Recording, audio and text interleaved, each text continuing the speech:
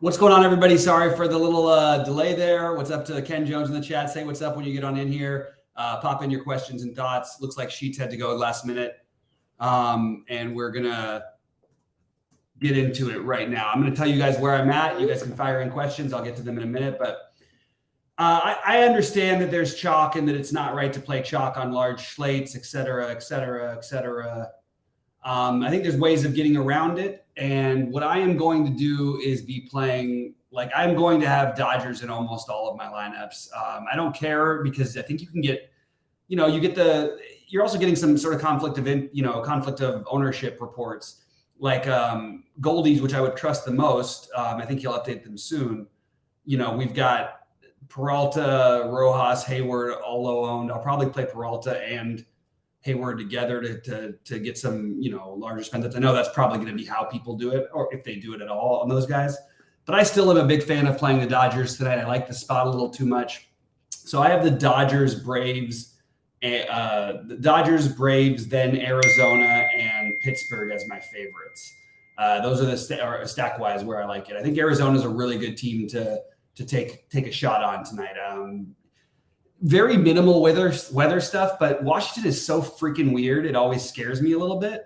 But yeah, I'm very, very high on those three stacks, particularly the Arizona, the Dodgers. And it's not that I love the Pittsburgh stack, but I'm using them more as complementary pieces because they have the value. And I know other people will do similar as well. But with Sawinski and Marcano, and then you've got Palacios in the outfield at 2K flat. You've got, let me just grab my other ownership here. Palacios at 2K flat. I don't mind Castro or Hayes at the bottom of the lineup. I do think that this is it's a kind of spot where you can kind of fill in the Braves and Dodgers and even the Diamondbacks, who are not as cheap, somewhat around that. If I had to pick another stack behind those outside of San Francisco and Colorado, who I think are both extremely viable and will be lower owned than most teams we see in Coors, I would probably pick Texas. But I don't think I'm going to end up with Texas as a main stack. So I'll go through my ownerships now, and I'm going to be a little bit all over the place. Well, it's weird. I've got high ownership on a couple guys for pitching on DraftKings, just because the prices work out and I'm able to get my big dollar players in. But I have it Peralta then Musgrove as my priorities for that range. I really don't think it's a day that you need to spend up on pitching unless you get the outlier Gausman Keller game. I do like Keller over Gausman for what it's worth. I just think it's really, really, you have all these pitchers projected within like 2 points of each other. And it seems like on those kind of slates you want to spend down. I have like 28% Tyler Anderson. So that's one way I'm getting different. I have like 15% Kyle Gibson. That's another way I'm getting different. 10% Liberatore, another way to get different. And then I have a full 25% of Tony Gonsolin. And I think that's actually a pretty clever play. If he can keep the ball down, I think he can work through this Reds lineup. If this game was being played in LA in like a 60-degree weather game, you'd have to see a run total like a 1.5 less for Cincinnati. And I just think that there's a good enough chance for Gonsolin to have a good game here and potentially outscore the Schmidt, Peralta, Musgrove range. Other guys I've got like 10% of Brown, Hunter Brown, 10% of Logan Gilbert. I actually played them together with one of my chalk stacks. I think that worked out. Look, you're going to play the Dodgers and Braves. Okay, well, I'll play Hunter Brown and Gilbert and play the cheap Dodgers and Braves and see what happens.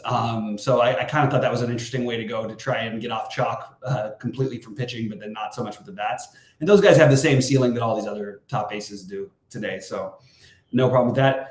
Position by position, I have almost all of my catchers are Will Smith, Sean Murphy, and Moreno. I don't think I have any other catcher on DraftKings than those three.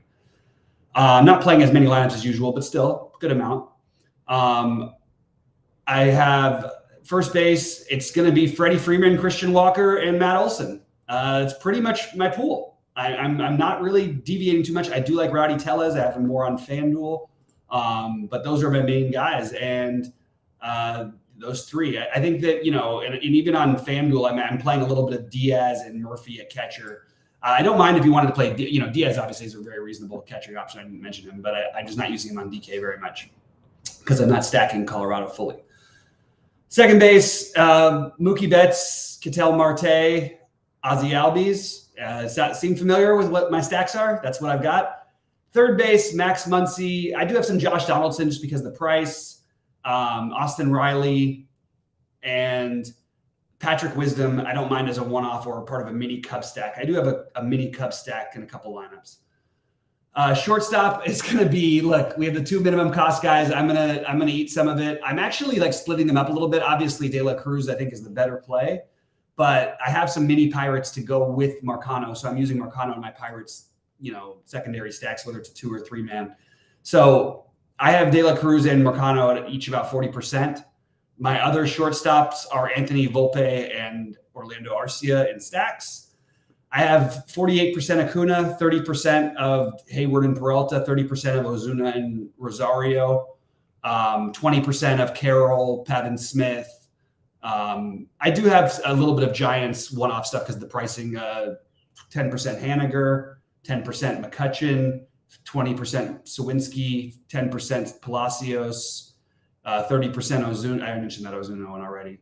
But you get the thing. You get the theme. I'm playing Dodgers, Braves, and mixing it up a little bit of pitching in those stacks. And I'm playing the chalkier pitchers with one of Tyler Anderson or Tony Gonsolin. That's just, I think, an interesting way to get different.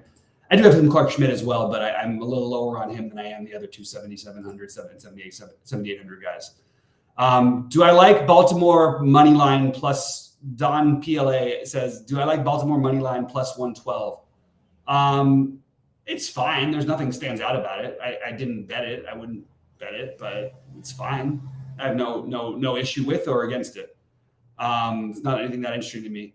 This De La Cruz thing, I just want to point out one thing, that the only thing that, like, again, sort of would be a flaw with my builds potentially is I do think De La Cruz ends up way more popular than Marcano does. Maybe I'm wrong because of the stacking part of it, but individually, if you're deciding between the two and you don't have any other players from that game, pick De La Cruz.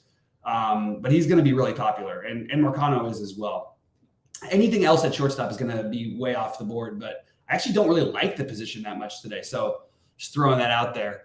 All right, what else? MJ is in the chat. MJ, let's win you another one tonight. Any questions, any thoughts? I'm happy to answer them. I'm going to give you guys a minute to jump on in, but you kind of have an idea of what I'm doing. I'm going to throw over to FanDuel real quick. Pitchers I'm using. By the way, I forgot to mention, I am using Shane Bieber some today, and more on FanDuel. I'll explain why. So Shane Bieber has been way worse this year. We've seen some regression. We haven't seen the strikeouts, all these things. The guy has thrown a quality start in 10 out of 13 games this year, even as he struggled. Great pitching conditions where he is. So I like Shane Bieber as a get different play on FanDuel. I think he's a really, really interesting option because of that quality start. And I like the win equity too. I think he's got a good chance to get the win. So I'm a fan of Bieber at low ownership. I understand if you guys are just completely done with him and don't ever want to play him again. I'm not going to argue with any of that. There's no reason for me to, because it is just like he's struggled. I can't say anything else. Like, we've seen it. I understand he's struggling. So I wouldn't fault anybody if they're just done with it. I just personally am not going to play that way. As you guys know, it's not my style, and I am going to get myself some exposure to Shane Bieber. So take that for what it's worth, if anything. All right. So otherwise, I do find myself with more Colorado on FanDuel than I did on DraftKings. I also am always a sucker to play the catchers in the first base spot because they always are severely underowned and on full slates. I have basically the same stacks other than that, but I do think some more Colorado, and also a lot of Pittsburgh is very reasonable. Brian Reynolds is very fair priced. There's some cheap one-offs like Stone Garrett, obviously. De La Cruz again. You still have Marcano cheap over there. Using Vargas and Betts in your lineups, I think together is just going to be a little bit different. Not different, but a little bit. And then I've got Gabriel Arias and Luis Arias, both as very good value plays. Luis Arias is a guy who I actually like as a hitter. He's just come back, so he's 2K. He shouldn't be 2K, and because of it, I found myself wanting to sort of combine. Hey, let's play him with some of the other guys from. Let's play a little bit of Abraham Toro and Christian Yelich and Rowdy Tellez and that stuff. So I'm doing a little bit more of that stuff on FanDuel. Ezekiel Duran, yeah, sure, if you want to. I don't have any specific reason to like go, I have to play Ezekiel Duran today, but Texas has hit the ball all year. I have no problem with Ezekiel Duran. He's got a nice price. He's a good pivot. So yeah, he's batting 8th. I mean, it's I don't like him as a one-off. I think if I was going to play a one-off just because of where they're hitting, might be even Diaz, who's so awful. Like Duran's a better hitter, but Diaz is 2,100 and he's batting 5th and he's going to stay in the game. They're both going to be low owned, and actually Duran is going to be more popular than Diaz. So I guess he would be the direct pivot off of Marcano and De La Cruz chalk for me.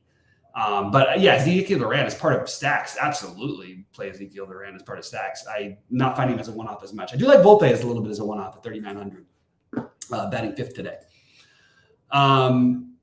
But yeah, if you're playing Texas, I don't think you're building lineups going, oh, I want to play a guy who's batting 8th as a one-off, just in general. So especially one that's not minimum cost.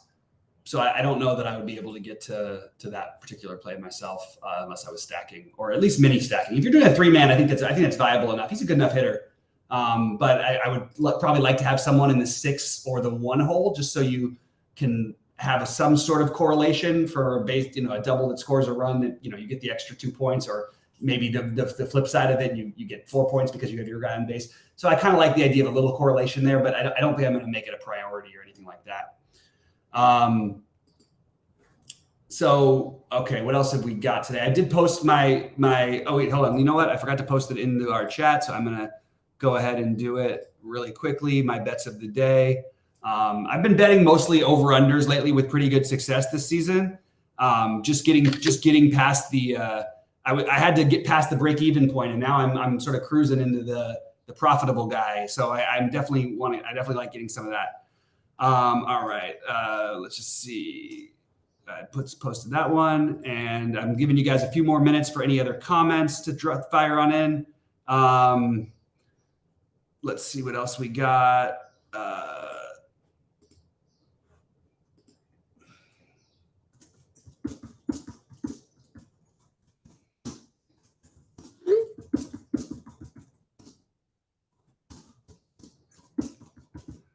All right. Looks like that's it. Pretty much questions drying up. Appreciate all you guys. Thanks for hanging in with us all season long.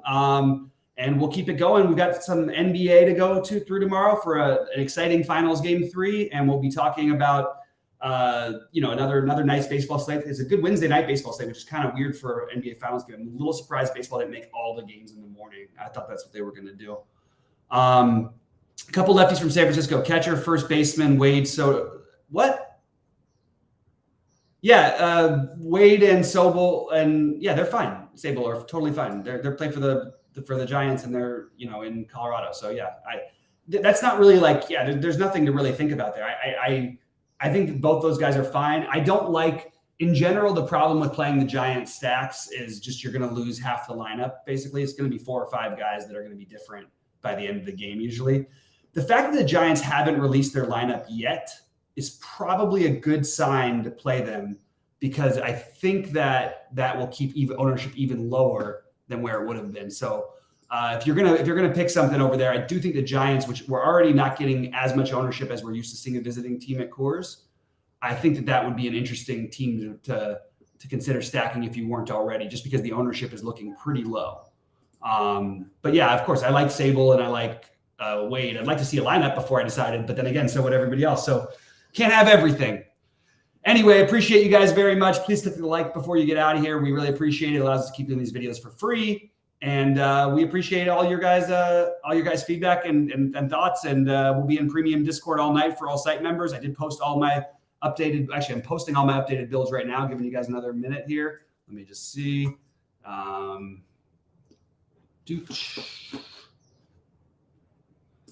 And there definitely is a little weird. The thing with the I really came more and more onto this Gonsolin play than I thought I was going to, because I just think that I don't think it's that weird for him to outscore 2 of Musgrove, Peralta, and Schmidt. I don't think it's that weird for him to outscore all of those guys. And if he's going to be 1/10 the ownership or something like that, I'm just going to take that chance. For what it's worth, like Gonsolin doesn't even need to be awesome to get there. Like he can put up 18 fantasy points, and that might just be good enough tonight. And if he's rolling, he will have a leash to throw 95 pitches. And for what it's worth, like, did anybody look at anything anymore? The guy's got a 0.9 whip.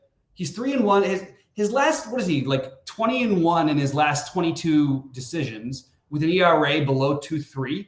And he's going to be the guy no one wants to play. I might just talk myself into playing him as ahead of, I think that might be my answer of how to get different enough. There, I just found it. It took me a minute. That's the answer, is to play Gonsolin ahead of, in my big buy-in, ahead of Joe Musgrove. And I think what's weird is that, like, Joe Musgrove scores more fantasy points per game than all these guys. I mean, Gonsolin does than all these guys anyway, and he's just not going to be owned. So let's do that. Let's play Tony Gonsolin ahead of Joe Musgrove, and let's have some fun. Why not?